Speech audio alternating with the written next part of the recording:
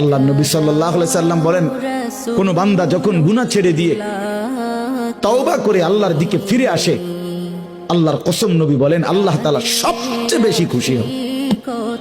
আশাদ্দু ফারাহান, আল্লাহ তাআলা সবচেয়ে বেশি খুশি হয় কখন? বান্দা আল্লাহর দিকে ফিরে আসে যখন। বিতাওবাতি আবদিহি, বান্দা যখন আল্লাহর দিকে ফিরে আসে আল্লাহ তাআলা ভীষণ খুশি হয়।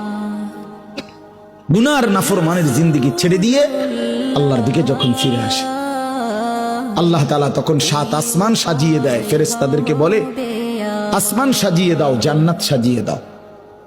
ফেরেশতারা 7 আসমান জান্নাত সাজাইয়া ফেরেশতারা জিজ্ঞেস করে, মাওলা আসমান কেন সাজাইলেন, জান্নাত কেন সাজাইলেন?